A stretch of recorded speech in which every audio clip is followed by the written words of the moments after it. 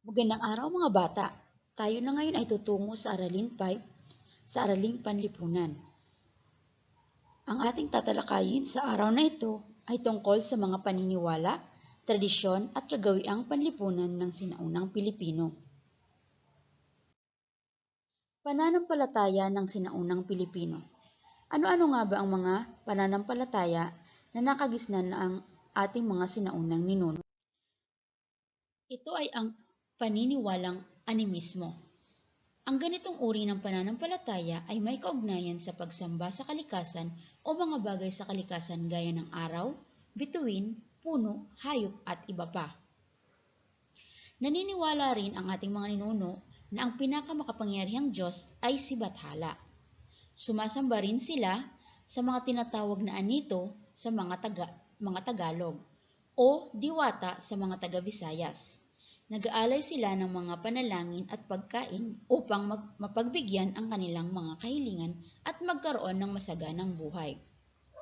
Ang paniniwalang animismo daw ay kung saan naniniwala sila na ang pinakamakapangyarihang Diyos ay si Bathala.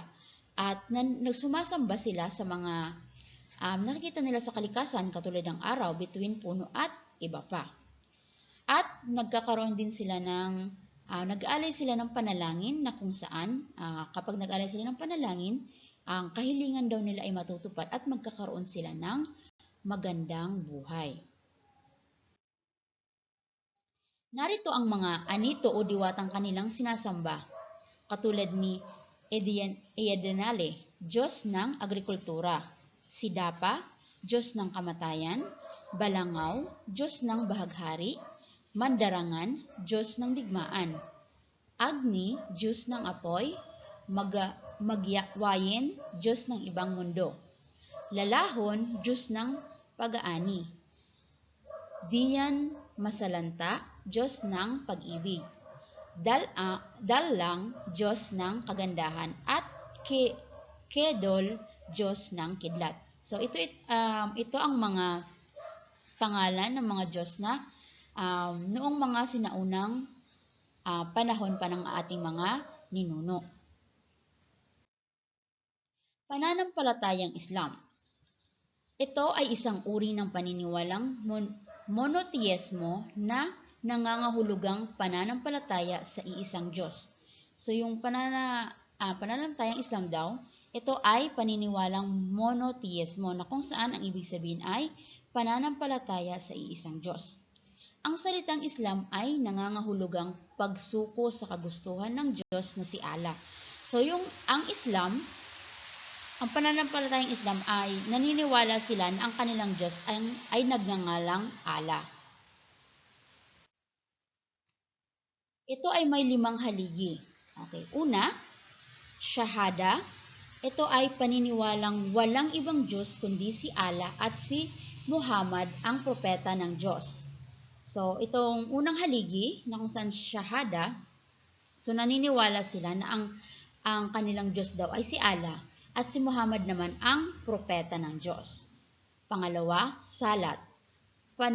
Pananalangin ng 5 ulit sa loob ng isang araw nang nakaharap sa direksyon ng Mecca. Pangatlo, Zakat. Pagbibigay ng limos sa mahihirap.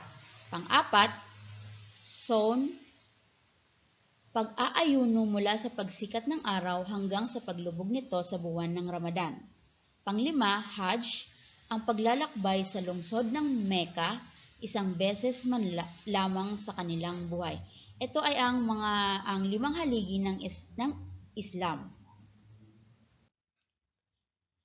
Ang Quran. Okay. Ano naman ang Quran? Ito ay ang banal na aklat ng mga Muslim. Naglalaman ito ng mga kautosang panrelihiyong dapat sundin ng mga Muslim.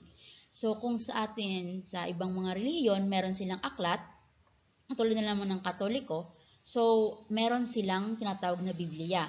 So ang Muslim naman, meron silang Quran. Ito ay aklat na kung saan na naglalaman ito ng mga kautosang panrelihiyon na dapat nilang sundin. Katulad din sa, halimbawa sa Katoliko. So nasa loob ng Biblia, doon din nakasaad na kung saan yung mga kasulatan na kailangan din gawin ng mga Katoliko.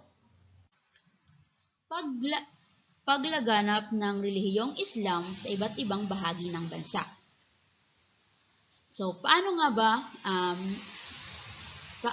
ba naka-impluwensya ang relihiyong Islam sa iba't ibang bahagi ng ating bansa?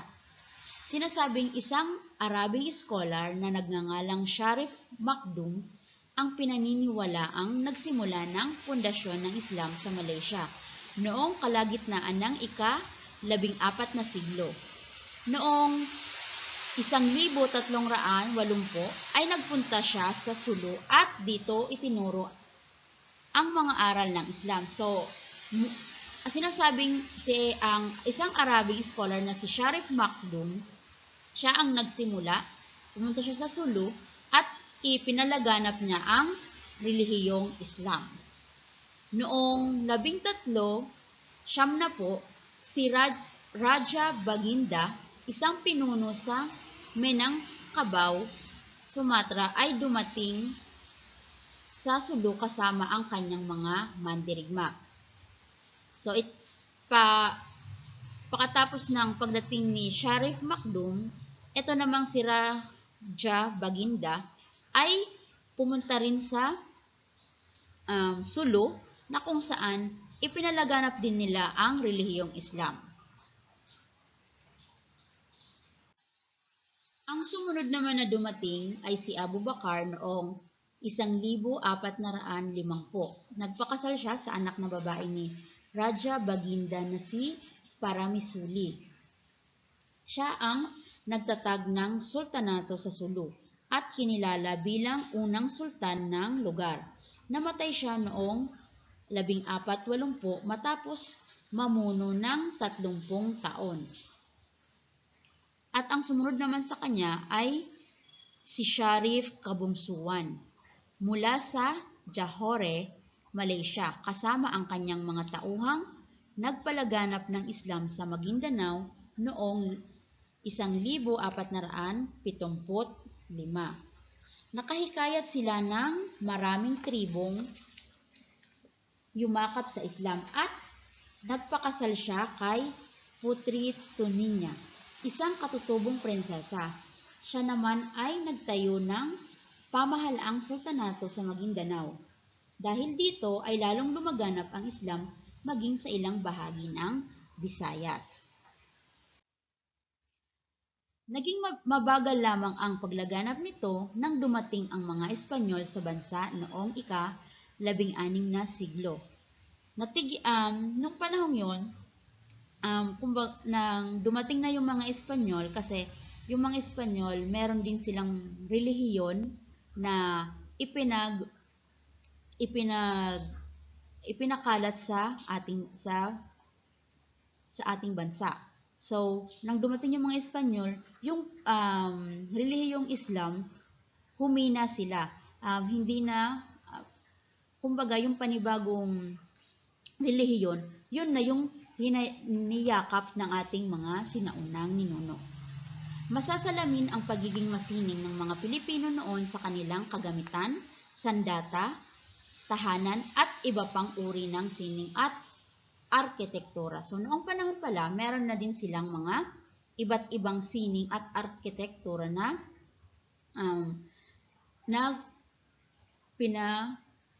ginawa.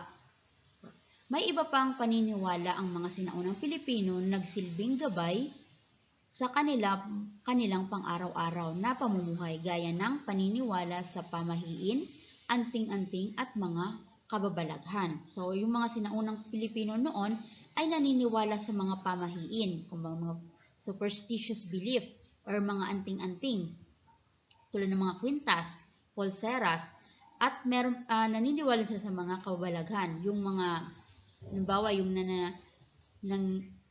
mga manananggal, katulad nun, mga halimbawa kapag may patay, bawal mong matuluan ng luha yung kabaong. Yun ay ang kanilang mga paniniwala noong unang panahon. Noon, kahit walang formal na edukasyon ang mga Pilipino noon, ay may sarili silang sistema ng pagsulat at pagbasa, gayon din sa pagkukwenta at inhenyera. Ang magulang at gurong pantribo ang unang naging guro ng mga Pilipino. Ang mga gawaing kapaki-pakinabang sa kabuhayan at tahanan ang sentro ng edukasyon noon. So ang edukasyon noon daw ay ang pinaka-focus lang nila ay yung pagsulat, pagbasa, pagkwenta or pagbilang at inhinyera. So ang guro nila noon ay ang kanilang mga magulang or yung tinatawag na gurong pantribo. Ang pinaka-focus ng kanilang pag-aaral ay tungkol sa kabuhayan at sa tahanan. Yung halimbawa tulad ng pagluluto, pagtatanim, 'di ba? 'Yun yung pinaka focus ng ating mga sinaunang Pilipino tungkol sa edukasyon. So, mayroon ding silang tinatawag na binubuo ng 17 titik. So, ito ay ang 3 patinig at 14 na katinig. Sa pagsulat ay simple lamang ang kanilang mga ginagamit gaya ng dulo ng kutsilyo at matutulis na bakal na tinatawag na sipol. Katas ng halaman ang kanilang ginagamit na tinta at sa mga dahon, balat ng punong kahoy at bias ng kawayan sila sumusulat. So, yung di ba pag inano mo yung puno, meron silang lumalabas na tinta or kung yung mga dahon, kapag pinutol mo siya, meron siyang lalabas na mga liquid. So, yun ang ginagamit nilang pangsulat. Gamit lamang ang dulo ng kutsilyo. Kaya nakakapagsulat sila. Ang ating mga ninuno ay may sarili ding paraan ng pagkuha ng timbang at sukat ng mga bagay. Gumamit sila ng lalaro. Yun ang tawag nila doon sa pangkuha ng timbang. Isang uri ng timbangan. Ang kanilang sukat sa kapasidad ay ang kaban or 25 ganta or salok, 1 ganta. Kagitna, 1.5 ganta at ang gatang o 1 tsupa. Ang sukat naman para sa kahabaan ay ang dipa. Okay, pag sinabing dipa, yung kamay mo naka-wide, naka-stretch ka, nasa kaliwa at kanan yung dalawa mong kamay. So, yun yung panukat ng kahabaan. Dangkal ang haba sa pagitan ng dulo ng hinlalaki at hinliliit. So, yun ang kanilang mga ginagamit na panukat at ginagamit na pangsulat noon ng ating mga unang ninuno. Okay? So, para sa inyong gawain, narito ang inyong gagawin. Meron tayong una, letter A, gamit ang timeline sa kabilang pahina ay ibigay kung paano lumaganap ang reliyong Islam sa bansa. Okay, piliin lamang ang titik ng tamang sagot at isulat ito sa loob ng kahon. Okay, narito ang unang inyong gawain at narito naman ang pangalawa. Okay, ipaliwanag ang mga paniniwala at tradisyong nakatalas sa ibaba.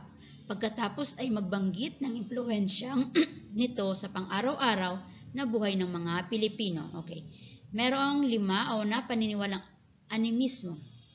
Okay, paliwanag paano ba ang paniniwalang animismo, pananampatalayang Islam, sistema ng edukasyon noon, paniniwala sa pamahiin, pagpapahalaga sa kababaihan, paraan ng panliligaw at pag-aasawa.